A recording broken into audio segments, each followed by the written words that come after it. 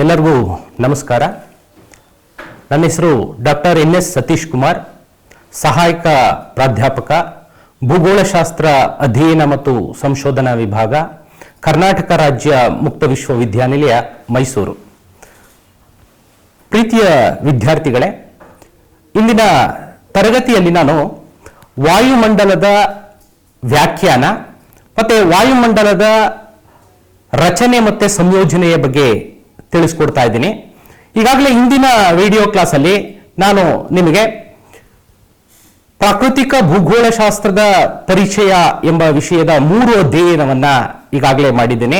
ಇದು MSc ಭೂಗೋಳಶಾಸ್ತ್ರದಲ್ಲಿ open elective ಆಗಿ ಭೂಗೋಳಶಾಸ್ತ್ರವನ್ನ ಆಯ್ಕೆ ಮಾಡಿಕೊಂಡಿರುವಂತಹ ವಿದ್ಯಾರ್ಥಿಗಳಿಗೆ ಸಂಬಂಧಿಸಿದಂತಹ ವಿಡಿಯೋ ಆಗಿರುತ್ತೆ. ಈ ಒಂದು ವಿಡಿಯೋದಲ್ಲಿ ವಾಯುಮಂಡಲದ ರಚನೆ ಹೇಗಾಗಿದೆ, ಅದರ ಸಂಯೋಜನೆ ಹೇಗಾಗಿದೆ, ಮತ್ತೆ ವಾಯುಮಂಡಲದ ವ್ಯಾಖ್ಯಾನಗಳು ಏನು ಅನ್ನುವಂತಹದರ ಬಗ್ಗೆ ಇಂದಿನ ತರಗತಿಯಲ್ಲಿ ನಾವು ತಿಳಿದುಕೊಳ್ತಾ ಹೋಗೋಣ. ವಾಯುಮಂಡಲದ ಬಗ್ಗೆ ನಾವು ಹೇಳೋದಾದ್ರೆ, first one, the atmosphere is one of the most important part of the earth. The atmosphere is a thin layer of gases, water vapor and dust particles that surround the earth. It is held close to the earth's surface by the force of gravity. The atmosphere is essential for life because it provides the air we breathe, animals and human beings to survive. It also stores water vapors which helps to the formation of cloud and rainfall. The atmosphere products used for the sun helpful to the rays regulates Earth's temperature and control weather through temperature, air pressure, wind and humidity. His simple word is acts like a protective basket, making our planet safe and sustainable for all living organisms. The word atmosphere is derived from Greek words atmos means vapor and spira means sphere. His total is the thin layer of the vapor, gases and dust particle around the earth. ಈ ವಾಯುಮಂಡಲ ಅನ್ನುವಂತಹದ್ದನ್ನ ನಾವು ತಿಳಿದುಕೊಳ್ಳೋದಕ್ಕೆ ಹೊರಟ್ರೆ, ವಾಯುಮಂಡಲ ಅನ್ನುವಂತಹದ್ದು ನಮ್ಮ ಭೂಮಿಯಲ್ಲಿ ಅತ್ಯಂತ ಪ್ರಮುಖವಾದಂತಹ ಒಂದು ಸಂಪತ್ತಾಗಿದ್ದು, ಇದು ನಮ್ಮ ಭೂಮಿಯನ್ನ ಇಲ್ಲಿ ವಾಸಿಸೋದಕ್ಕೆ ಯೋಗ್ಯವಾದಂತಹ ಗ್ರಹ ಆಗಿದೆ. ಈ ಒಂದು ವಾಯುಮಂಡಲದ ಅತ್ಯಂತ ಪ್ರಮುಖ ಅಂಶಗಳಾದಂತಹ ಉಷ್ಣಾಂಶ, ಒತ್ತಡ, ಮಾರುತ, ಆರ್ದ್ರತೆ ಮುಂತಾದವುಗಳನ್ನ ಇದು ಒಳಗೊಂಡಿದೆ. ಇದು ಭೂಮಿಯ ಗುರುತ್ವಾಕರ್ಷಣೆಗೆ ಒಳಪಟ್ಟು ಭೂಮಿಯ ಮೇಲಿರುವಂತಹದ್ದು. ಮತ್ತೆ ವಾಯುಮಂಡಲ ಅನ್ನುವಂತಹದ್ದು ಮಳೆ, ಮೋಡಗಳಿಂದ ಕೂಡಿರುತ್ತೆ. ಮತ್ತೆ ಭೂಮಿಯ ಮೇಲಿನ ಒಂದು ವಾಸಿಸುವಂತಹ ಜೀವಿಗಳನ್ನ ಇದು ರಕ್ಷಿಸುವಂತಹ ಕೆಲಸವನ್ನ ವಾಯುಮಂಡಲ ಮಾಡ್ತಾ ಇದೆ. ಹಾಗೆ ಸೂರ್ಯನಿಂದ ಬರುವಂತಹ ಅತಿನೇರಳೆ ಕಿರಣಗಳನ್ನ ಹೀರುವ ಮೂಲಕ ನಮ್ಮನ್ನ ರಕ್ಷಿಸುವಂತಹ ಕೆಲಸವನ್ನ ಕೂಡ ಇದು ಮಾಡ್ತಾ ಇದೆ. ಮತ್ತೆ ಇತರ ಒಂದು ಆಕಾಶಕಾಯಗಳಾದಂತಹ ಉಲ್ಕೆಗಳಿಂದ ನಮ್ಮನ್ನ ರಕ್ಷಿಸುವಂತಹ ಕೆಲಸವನ್ನ ಮಾಡ್ತಾ ಇದೆ. ಮತ್ತೆ ರೇಡಿಯೋ ತರಂಗಗಳನ್ನ ಭೂಮಿಗೆ ಕಳಿಸುವಂತಹ ಒಂದು ಮಧ್ಯವರ್ತಿಯಾಗಿ ವಾಯುಮಂಡಲ ಅನ್ನುವಂತಹದ್ದು ಕಾರ್ಯನಿರ್ವಹಿಸ್ತಾ ಇರುವಂತಹದ್ದನ್ನ ನಾವು ಕಾಣ್ತಾ ಹೋಗ್ತೇವೆ ಅನ್ನುವಂಥದ್ದು. ಅದೇ ರೀತಿಯಲ್ಲಿ ವಾಯುಮಂಡಲ ನಮಗೆ ಭೂಮಿಯ ಮೇಲೆ ಅತ್ಯಂತ ದಟ್ಟವಾದಂತಹ ಒಂದು ಅನಿಲ ರಾಶಿಯಿಂದ ಕೂಡಿದ್ದು, ಇದು ಎತ್ತರಕ್ಕೆ ಹೋದಂತೆ ಅದು ಕಡಿಮೆ ಆಗ್ತಾ ಹೋಗುತ್ತೆ. ಮತ್ತೆ ಭೂಮಿಯಿಂದ ಸುಮಾರು 10,000 ಕಿಲೋಮೀಟರ್ ವರೆಗೆ ಈ ಒಂದು ವಾಯುಮಂಡಲ ಅನ್ನುವಂಥದ್ದು ವ್ಯಾಪಿಸಿರುವಂತಹದ್ದನ್ನ ನಾವು ಕಾಣ್ತಾ ಹೋಗ್ತೇವೆ. ಈ ಒಂದು ವಾಯುಮಂಡಲ ಅನ್ನುವಂತಹ ಒಂದು ಪದವನ್ನ ನಾವು ಇಂಗ್ಲಿಷ್ ನಲ್ಲಿ ಅಟ್ಮಾಸ್ಫಿಯರ್ ಅನ್ನುವಂತಹ ಹೆಸರಿನಿಂದ ಕರೀತಾ ಹೋಗ್ತೇವೆ. ಈ ಒಂದು ಅಟ್ಮಾಸ್ಫಿಯರ್ ಅನ್ನುವಂತಹ ಪದ ಗ್ರೀಕ್ನ ಅಟ್ಮಾಸ್ ಮತ್ತೆ ಸ್ಪಿಯರ್ ಅನ್ನುವಂತಹ 2 ಪದಗಳಿಂದ ಬಂದಿರುವಂತಹದ್ದನ್ನು ನಾವು ಕಾಣ್ತೇವೆ. ಮತ್ತೆ ಅಟ್ಮಾಸ್ ಅಂತಂದ್ರೆ ಆವಿ ಅನ್ನುವಂತಹ ಅರ್ಥವನ್ನ ಕೊಡುವಂತಹದ್ದು. ಅದೇ ರೀತಿಯಲ್ಲಿ ಸ್ಪೆರಾ ಅಂತಂದ್ರೆ ಮಂಡಲ ಅನ್ನುವಂತಹ ಅರ್ಥವನ್ನ ಕೊಡುವಂತಹದ್ದನ್ನ ನಾವು ಕಾಣ್ತಾ ಹೋಗ್ತೇವೆ. ಒಟ್ಟಾರೆಯಾಗಿ ಹೇಳೋದಾದ್ರೆ ಈ ಒಂದು ವಾಯುಮಂಡಲ ಅನ್ನುವಂತಹದ್ದು ಅನಿಲಗಳು, ನೀರಾವಿ ಮತ್ತೆ ಧೂಳಿನ ಕಣಗಳ ಹೊದಿಕೆಯಾಗಿರುವಂತಹದ್ದನ್ನ ನಾವು ಕಾಣ್ತಾ ಹೋಗ್ತೇವೆ ಅನ್ನುವಂತಹದ್ದು. ಮತ್ತೆ ಈ ಒಂದು ವಾಯುಮಂಡಲದ ಒಂದು ಸಂಯೋಜನೆಯನ್ನ ನಾವು ನೋಡೋದಾದ್ರೆ, composition of atmosphere. The earth's atmosphere consists of a mixture of various gases, water vapor and dust particles. The composition of the air varies from the time to time and place to place. About 78% of the air is made up of nitrogen and 21% is oxygen. Although these gases are plentiful, they are of great significance of life on the earth. The remaining 1% of air is made up of the number of major and minor gases. For example, argon, carbon dioxide, hydrogen, neon, helium, methane and ozone, etc. Water vapor is the most important component of the atmosphere as far as it is effect on weather is concerned. Although this is water vapor is the most important component of the atmosphere as far as it is effect on weather is concerned, although the quantity varies considerably for the particularly nil of the about 4% of volume. The atmosphere is also contains dust particles. The amount of the dust particle varies from place to place and more than urban area. ವಾಯುಮಂಡಲದ ಒಂದು ಸಂಯೋಜನೆಯನ್ನ ನಾವು ನೋಡೋದಾದ್ರೆ, ವಾಯುಮಂಡಲದಲ್ಲಿ ಅನಿಲಗಳು, ನೀರಾವಿ ಮತ್ತಿನ ಧೂಳಿನ ಕಣಗಳ ಮಿಶ್ರಣವನ್ನ ಇದು ಹೊಂದಿರುವಂತಹದ್ದನ್ನ ನಾವು ಕಾಣ್ತಾ ಹೋಗ್ತೇವೆ. ಇದು ಸ್ಥಳದಿಂದ ಸ್ಥಳಕ್ಕೆ ಮತ್ತೆ ಪ್ರದೇಶದಿಂದ ಪ್ರದೇಶಕ್ಕೆ ವ್ಯತ್ಯಾಸವನ್ನ ಹೊಂದಿರುವಂತಹದ್ದನ್ನ ನಾವು ಕಾಣ್ತಾ ಹೋಗ್ತೇವೆ ಅನ್ನುವಂಥದ್ದು.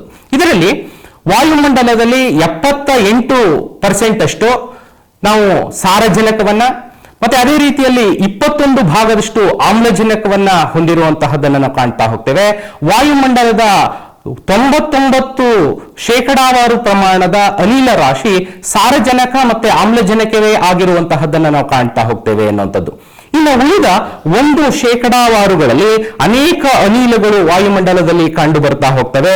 ಅವುಗಳು ಯಾವ್ದಾವುದು ಅಂತಂದ್ರೆ ಆರ್ಗಾನ್, ಇಂಗಾಲದ dioxide, neon, ozone, helium, methane, krypton, ಜಲಜನಕ, ಹೀಗೆ ಅನೇಕ ಅನಿಲಗಳನ್ನ ಒಳಗೊಂಡಿರುವಂತಹದ್ದನ್ನ ನಾವು ಕಾಣ್ತಾ ಹೋಗ್ತೇವೆ ಅನ್ನುವಂಥದ್ದು. ಅದು ಅದರಲ್ಲಿ ಪ್ರಮುಖವಾಗಿ ಆಮ್ಲಜನಕ ಅನ್ನುವಂತಹದ್ದು ನಮ್ಮ ಉಸಿರಾಟಕ್ಕೆ ಮತ್ತೆ ಅನೇಕ ಸಸ್ಯಗಳ ಒಂದು ಬೆಳವಣಿಗೆಗೆ ಸಹಾಯಕ ಆಗ್ತಾ ಹೋಗುತ್ತೆ. ಮತ್ತೆ ಅದೇ ರೀತಿಯಲ್ಲಿ ಕಾರ್ಬನ್ ಡೈಆಕ್ಸೈಡ್ ಅನ್ನುವಂತಹದ್ದು ಸಸ್ಯಗಳ ಒಂದು ಬೆಳವಣಿಗೆಗೆ ಸಹಾಯಕ ಆಗ್ತಾ ಹೋಗುತ್ತೆ. ಮತ್ತೆ ಸಾರಜನಕ ಅನ್ನುವಂತಹದ್ದು ಆಮ್ಲಜನಕದ ಒಂದು ವೇಗವನ್ನ ಕಡಿಮೆ ಮಾಡುವಂತಹ ಕೆಲಸವನ್ನ ಮಾಡ್ತಾ ಹೋಗುತ್ತೆ. ಹೀಗೆ ಭೂಮಿಯ ಮೇಲ್ಭಾಗದಲ್ಲಿರುವಂತಹ ಅನಿಲ ರಾಶಿಗಳು ಪ್ರತ್ಯಕ್ಷವಾಗಿ ಮತ್ತೆ ಪರೋಕ್ಷವಾಗಿ ಮನುಷ್ಯನಿಗೆ ಅನುಕೂಲದಾಯಕವಾಗಿರುವಂತಹದ್ದನ್ನ ನಾವು ಕಾಣ್ತಾ ಹೋಗ್ತೇವೆ ಅನ್ನುವಂಥದ್ದು. ಈ ಮತ್ತೊಂದು ಸಂಯೋಜನೆ ವಾಯುಮಂಡಲದಲ್ಲಿರುವಂತಹದ್ದು ನೀರಾವಿ ಎನ್ನುವಂಥದ್ದು. ಈ ಒಂದು ನೀರಾವಿ ಎನ್ನುವಂತಹದ್ದು ವಾಯುಮಂಡಲದಲ್ಲಿ ಸುಮಾರು 4% ಇದ್ದು ಇದು ವಾಯುಮಂಡಲದ ಒಂದು ಪ್ರಮುಖ ಭಾಗವಾಗಿರುವಂತಹದ್ದನ್ನ ನಾವು ಕಾಣ್ತಾ ಹೋಗ್ತೇವೆ ಅನ್ನುವಂತಹದ್ದು. ಇದು ಸೂರ್ಯನ ಒಂದು ಕಿರಣಗಳಿಂದಾಗಿ ಹಾವಿಯಾಗಿ ವಾಯುಮಂಡಲವನ್ನ ಸೇರ್ತಾ ಹೋಗುತ್ತೆ ಅನ್ನುವಂಥದ್ದು. ಇನ್ನು ಮೂರನೇದಾಗಿರುವಂಥದ್ದು ಧೂಳಿನ ಕಣಗಳು. ಇವು ಭೂಮಿಯ ಅತ್ಯಲ್ಪ ಭಾಗದಲ್ಲಿ ಎತ್ತರ ಭಾಗದಲ್ಲಿ ಕಂಡುಬರುವಂತಹವು ಧೂಳಿನ ಕಣಗಳು ಕೂಡ ವಾಯುಮಂಡಲದ ಒಂದು ಭಾಗವಾಗಿ ಇರುವಂತಹದ್ದನ್ನ ನಾವು ಇಲ್ಲಿ ಕಾಣ್ತೇವೆ. Structure of the atmosphere.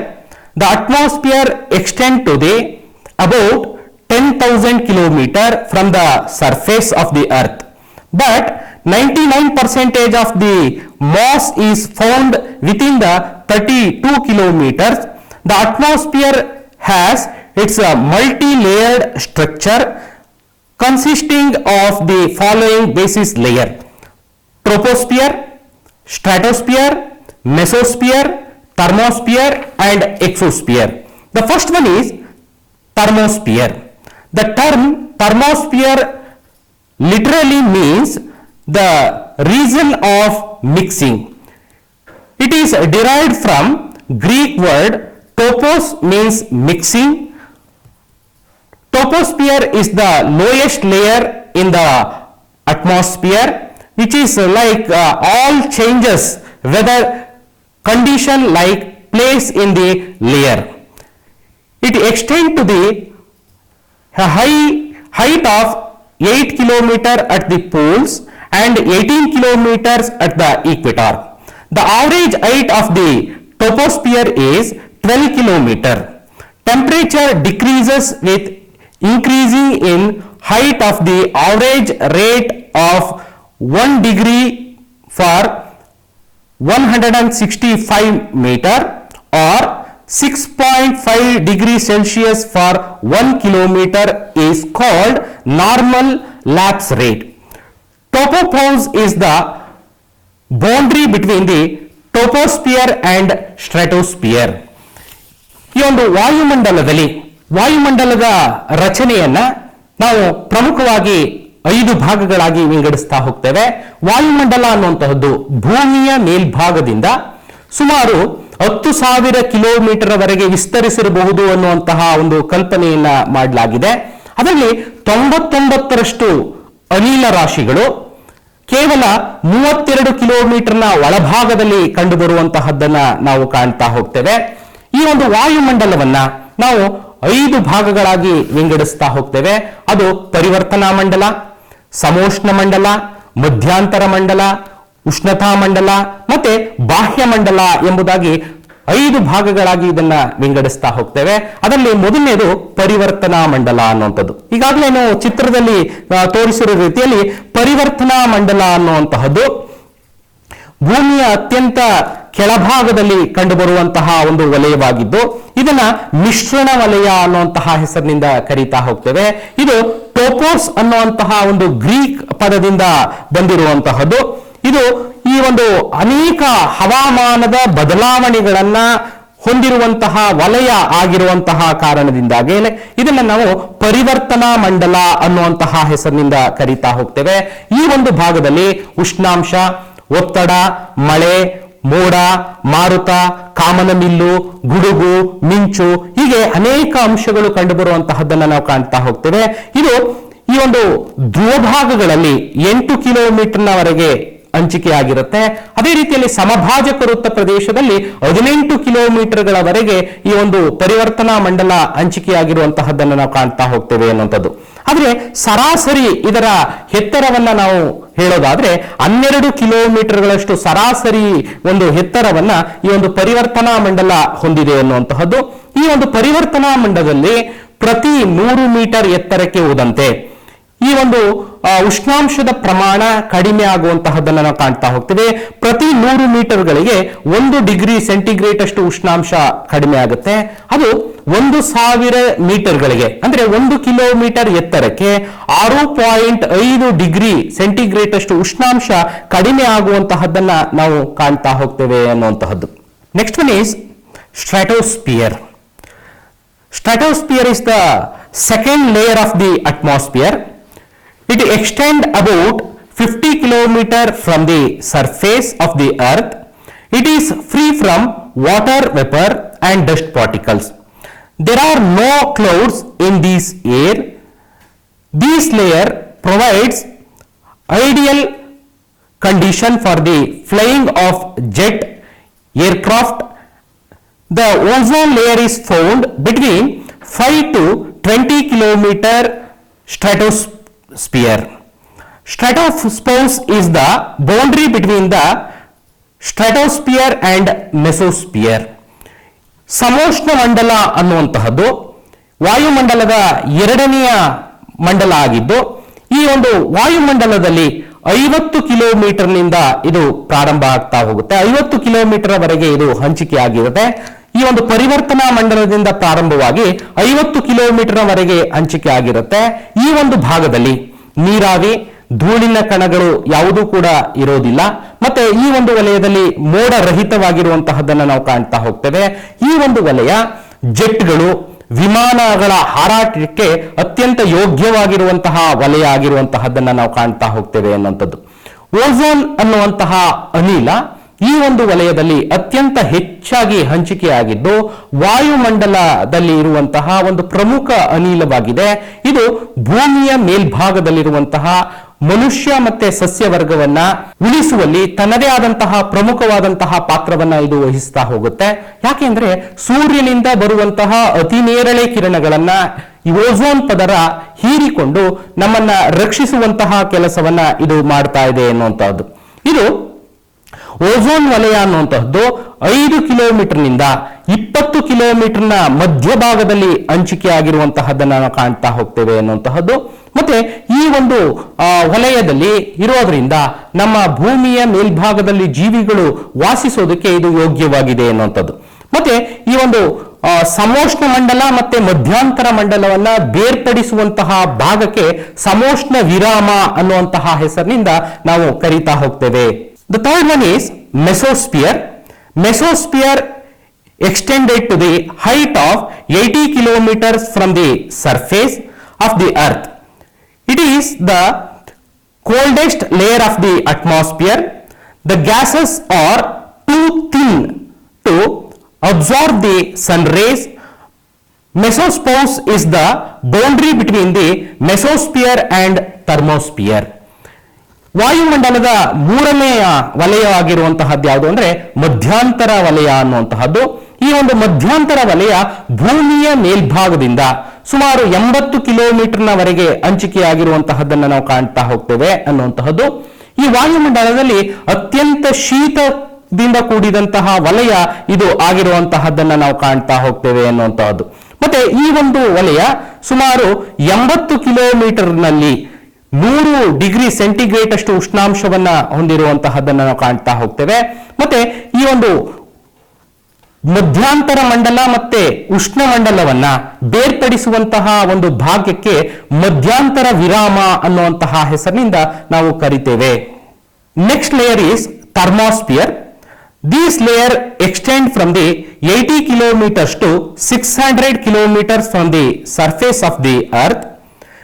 In this layer, temperature rises drastically because the gases molecules is in this layer absorb the X-rays and short waves radiation of the sun. ಅಂದ್ರೆ ಈ ಒಂದು ನಾಲ್ಕನೆಯ ವಲಯ ಯಾವುದು ಅಂತಂದ್ರೆ ಅಥವಾ ನಾಲ್ಕನೆಯ ಮಂಡಲ ಯಾವುದು ಅಂತಂದ್ರೆ ಉಷ್ಣತಾ ಮಂಡಲ ಅನ್ನುವಂತಹ ಹೆಸರಿನಿಂದ ಕರೀತಾ ಹೋಗ್ತೇವೆ. ಈ ಒಂದು ವಲಯ 80 ಕಿಲೋಮೀಟರ್ನಿಂದ 600 ಕಿಲೋಮೀಟರ್ನವರೆಗೆ ವ್ಯಾಪಿಸಿರುವಂತಹದ್ದನ್ನು ನಾವು ಕಾಣ್ತಾ ಹೋಗ್ತೇವೆ ಅನ್ನುವಂಥದ್ದು. ಈ ವಲಯದಲ್ಲಿ ಅತ್ಯಂತ ಹೆಚ್ಚಿನ ಪ್ರಮಾಣದ ಉಷ್ಣಾಂಶ ಇರುವಂತಹದ್ದನ್ನ ಕಾಣ್ತೇವೆ. ಯಾಕೆ ಅಂತಂದ್ರೆ ಈ ಒಂದು ವಲಯದಲ್ಲಿ ಸೂರ್ಯನ ಕಿರಣಗಳನ್ನ ಹೀರಿಕೊಳ್ಳುವಂತಹ ಶಕ್ತಿ ಹೆಚ್ಚಾಗಿರುವಂತಹದ್ದು.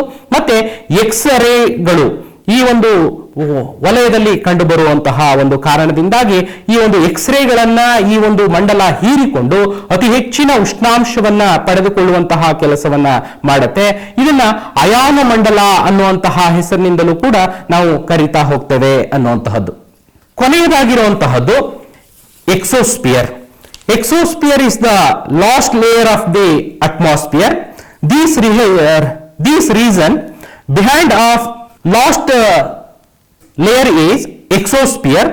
The reason exosphere is the region behind the thermosphere is called exosphere. It is extend to the about 1000 kilometer. The gravity of the earth is too weak in this layer. ವಾಯುಮಂಡಲದ ಅತ್ಯಂತ ಹೊರವಲಯ ಯಾವುದು ಅಂತಂದ್ರೆ ಬಾಹ್ಯಮಂಡಲ ಅನ್ನುವಂತಹದ್ದು. ಇದನ್ನ ವಾಯುಮಂಡಲದ ಅತ್ಯಂತ ದೂರದ ವಲಯ ಎಂಬ ಹೆಸರಿನಿಂದ ನಾವು ಕರೀತಾ ಹೋಗ್ತೇವೆ. ಇದು ವಾಯುಮಂಡಲದಲ್ಲಿ ಸುಮಾರು 1000 ಕಿಲೋಮೀಟರ್ಗಿಂತ ಹೆಚ್ಚಿನ ಭಾಗದಲ್ಲಿ ಅಂದ್ರೆ ಎತ್ತರದ ಭಾಗದಲ್ಲಿ ಹಂಚಿಕೆ ಆಗಿರುವಂತಹ ವಲಯ ಆಗಿರುವಂತಹದನ್ನು ನಾವು ಕಾಣ್ತಾ ಹೋಗ್ತೇವೆ. ಇಲ್ಲಿ ಭೂಮಿಯ ಗುರುತ್ವಾಕರ್ಷಣೆ ಅನ್ನುವಂತಹದ್ದು ತುಂಬಾ ಕಡಿಮೆ ಇರುವಂತಹದನ್ನ ಕಾಣ್ತಾ ಹೋಗ್ತೇವೆ. ಭೂಮಿಯನ್ನ ಸುತ್ತುವರೆದಿರುವಂತಹ ಅನಿಲ ರಾಶಿ, ನೀರಾವಿ ಮತ್ತೆ ಧೂಳಿನ ಕಣಗಳನ್ನ ಒಟ್ಟಾರೆಯಾಗಿ ನಾವು ವಾಯುಮಂಡಲ ಎಂಬುದಾಗಿ ಕರೀತಾ ಹೋಗ್ತೇವೆ. ಈ ಒಂದು ವಾಯುಮಂಡಲದ ಒಂದು ಸಂಯೋಜನೆಯನ್ನು ನೋಡೋದಾದ್ರೆ ಇಲ್ಲಿ ಅನಿಲಗಳು, ನೀರಾವಿ, ಧೂಳಿನ ಕಣಗಳು ಹಂಚಿಕೆ ಆಗಿರುವಂತಹವು. ಇದರ ರಚನೆಯನ್ನ ನಾವು ಪ್ರಮುಖವಾಗಿ 5 ಭಾಗಗಳಾಗಿ ವಿಂಗಡಿಸಿದ್ದೇವೆ. ಪರಿವರ್ತನಾ ಮಂಡಲ, ಸಮೋಷ್ಣ ಮಂಡಲ, ಮಧ್ಯಂತರ ಮಂಡಲ, ಉಷ್ಣತಾ ಮಂಡಲ ಮತ್ತೆ ಬಾಹ್ಯ ಮಂಡಲ ಎಂಬುದಾಗಿ ನಾವು ವಿಭಾಗಿಸಿದ್ದೇವೆ ಅನ್ನುವಂಥದ್ದು. ಇಂದಿನ ತರಗತಿಯಲ್ಲಿ ನಾವು ವಾಯುಮಂಡಲ ಅಂತಂದ್ರೆ ಏನು, ವಾಯುಮಂಡಲದ ರಚನೆ ಹೇಗಾಗಿದೆ ಮತ್ತೆ ವಾಯುಮಂಡಲದ ಸಂಯೋಜನೆ ಹೇಗಾಗಿದೆ ಅನ್ನುವಂತಹದ್ದನ್ನ ಈ ಒಂದು ತರಗತಿಯಲ್ಲಿ ತಿಳಿದುಕೊಂಡಿದ್ದೇವೆ.